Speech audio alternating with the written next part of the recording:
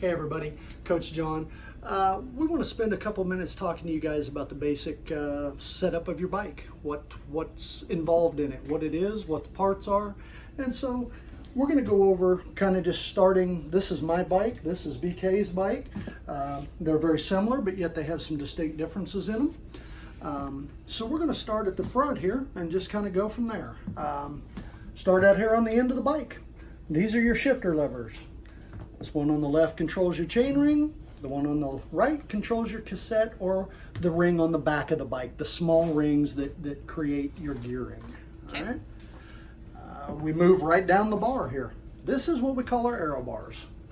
These you will find on a time trial bike, or what we call people will call a triathlon. But they're not mandatory, right? No, absolutely. Zero, not mandatory. This is one of the things that we want to talk about to you guys, and that is the difference in the time trial bike and the road bike.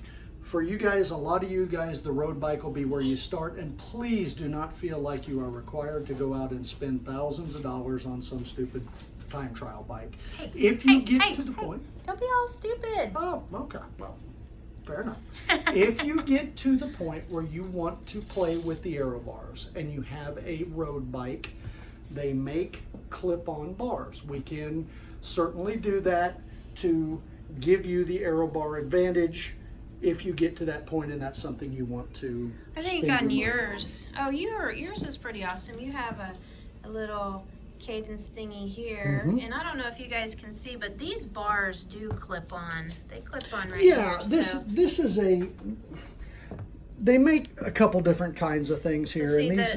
I am actually, because I'm pretty tall, so they use a riser here on these bars.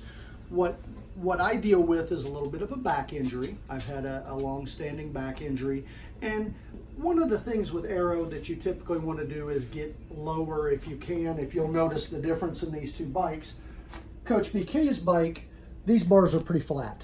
They allow her to get a little lower in a little more what we call tuck position, which gives her a little bit of an aero advantage. I unfortunately can't stay down that far down, and so my bars are a little higher set, which allows me to stay in aero for longer periods of time. I just don't have quite the advantage that she has. So let me interrupt you real quick. Sure. All of this is a lot of chatter, and we'll cover it later in more detail. Absolutely. And this is part of Bike Fit, and this is kind of one of the topics that is overwhelming in triathlon in the beginning, is how to find a bike. We can help you find a bike. You know, you can send us stuff, is this good, is this bad? Because you can Facebook Marketplace a fairly cheap bike, road bike, and you can drop maybe $400 and get a pretty decent road bike and be happy for years. Absolutely. So continuing on with the bike stuff and kind of bare minimum idea of what we're talking about here. Here's another thing that is completely unnecessary, but it's kind of nice to have sometimes. It's what we call a bento bag. You want these. You put your Egg McMuffins in them. Yeah, absolutely. What you'll find in here, I have a race this weekend, so my bike is actually set up. It's like a smorgasbord in set there. up Oh for my gosh. what I do. These are Cliff Blocks. Yeah. These are protein bars. These are gels. And this is one of the most important things in the world, and that's base salt, which is a cool little deal we'll go over. Yes. But basically what this does, it's just a little catch-all. It allows me to have some nutrition on the bike, allows me to have some electrolytes in this nifty little stuff. It zips up and it creates still a small, what we call aero profile, so it doesn't catch the wind. Right. This is completely unnecessary. It's just a nice thing to have, especially when you start doing longer distance races. Right. Okay, so there's that. If we want to talk a little bit about the bike in general, okay, so let's talk a little bit about what this bike is and what it is made of, how it's put together. These are both of these bikes here are relatively higher end racing bikes. These bikes are made out of carbon. They're very light, they're very stiff. They give us as good a response as we can get. These bikes are basically made out of the same thing an airplane's made out of. Yep. Okay. They're very light. You'll pick it up and you'll be like, oh. Right. Yeah. The whole bike weighs about 13 pounds. Yeah. It's really crazy. However, here again, you do not have to have that to be able to race. Aluminum is not much more heavy than this is, and it's very common on entry-level road bikes. Oh my gosh, Derek, how many times have we seen fat tire bikes, and how many times have you gotten passed by a hybrid mountain bike? Absolutely. Oh my gosh. Yeah, you don't have to have all this. It's just a nice thing to invest in when you get to that point. So if you're thinking about YMCA Sprint and you have like a mountain bike or something in your garage, have at it. Bring it on. It's totally fine. All right, so water bottle holders. These are a must. Okay, these are something you're going to need. These are very lightweight. These will hold 2 bottles. There's bottle here, and a nifty little thing that, and I'll show you on BK's bike because mine actually isn't in here. This is what we call an aero bottle. This allows us to pour bottles that we get out on the race course. We can pour them directly in here. Actually, if you see this little opening here will open up, and a Gatorade bottle or whatever will fit perfectly in that opening, and you can squeeze it in there. Water. When we race, yeah. Water. Whatever you use. But there is a straw. There is a straw somewhere. And so when we're bent forward on the Aerobars, that straw's right there, and we just sip. You can see the opening right here. Right there. Yes. Absolutely. So these are standard water bottle sizes. You can get these bottles about anywhere, you know. So they're very easy to deal with. My bike, I utilize a little different system than BK does. I use a system on the back of the bike as well. I can put bottles here as well. This is a little different thing. I don't necessarily recommend this right off the bat to people because when you try to get things from behind you, it distracts you from what's out here. Eyes forward. Make sure to get your basics down before you worry about this. This right here will give you everything you need for short races, okay? Now, another little thing we can talk about as far as bags. This bag right here goes up underneath my saddle. Inside this bag is a spare tube. We utilize an inflation system for tires. If we were to get a flat, we use CO2 and a CO2 inflator.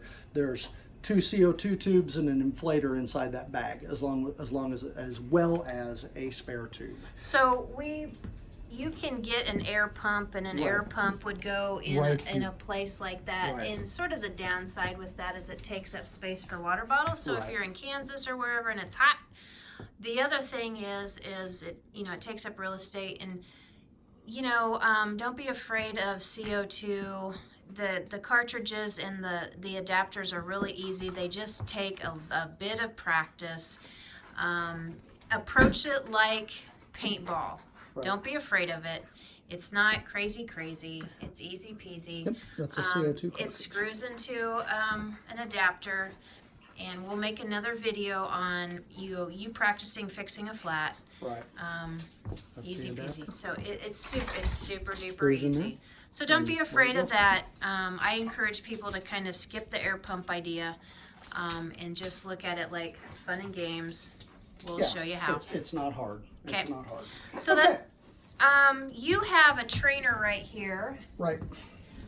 Yours is a smart trainer. Right. I use a Tax Ironman trainer. Yeah.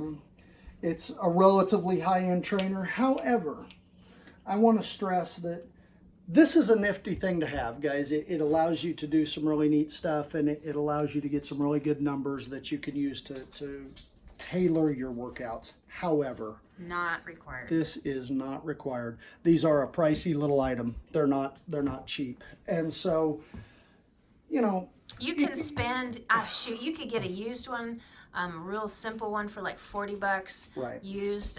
You could buy a new kind of dumb trainer is what they're calling them for what, $200? Absolutely. Yeah. And it would be It'll give you everything you need. People train for Ironman on those dumb trainers. Absolutely. I've done it myself. It is these are nice toys, guys. That's what they are. They're toys. Right. They can give you some neat feedback, but please don't think you have to go out and buy one of these to be able to race. It doesn't have to. So on this bike, I'm sorry, I didn't mean to interrupt you. No, let's just really recap the actual basics, the must-haves of the bike itself for, say, a sprint that you're doing outside. And if you're doing a sprint inside, you can just ignore all this. Because they're going to put you on a basic bike in the gym. Yep. Oh, one thing we didn't talk about. Okay. So the very basics, obviously you need the bike. Right. It could be a mountain bike, it could be a road bike, it could be an old bike. 10 speed, whatever you got. Right. Granted, the effort level for a mountain bike is going to be a little bit different than a road bike. Absolutely. And you need water on your bike. Absolutely. Somewhere you need to manage your water. Hydration is key. Okay. Like you said, the bags are optional, but they're kind of nice to have from the get-go, really. They are not terribly expensive, and they are a very, very nice option to allow you to have some nutrition on the bike, because this is the longest part of our race, guys. Yeah. And it's also the part where you'll expend the most energy, because it is the longest part. So it's nice to have that available to you, to just be able to reach down here and make a zip and, hey, I got a protein bar. Yeah. And I think for me, and you let me know what you think, the other on the really basic, you don't have to clip into the bike. You can get cages or not. But I think that the back bag with basic tire changing activity, unless you're going to take your phone, and if you have a flat, you're going to phone a friend. Right.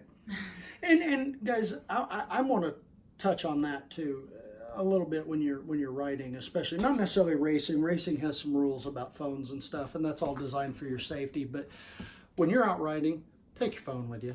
Yeah. Because things happen. Things can go wrong in a hurry, and having a way to contact somebody to help you in a pinch is well worth the time and trouble to put it in your bag.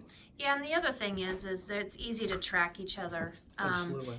Through Find My Friends, so your husband or your wife can, not pester you, but see where you're at, make sure you're moving, or it's just nice. Yeah, and let people know what time you'll be back. Yep. If you're going on a 2-hour ride, let people know, hey, I'll be back at 2:00, and that way, when it's 2:30 and you haven't contacted them, somebody's starting to look for you, because unfortunately, we hear all the time in this world, cars and bikes running into each other, and typically it ends bad for us. So we need to be very, very diligent of that. Okay. So that's the very basics, and we will do more video on the bike. Don't let the bike kind of overwhelm you. There's a lot there, but we're going to give you, but this is just the very basics. And you don't have to geek out on it. You don't have to stress on it. No, absolutely not. Okay.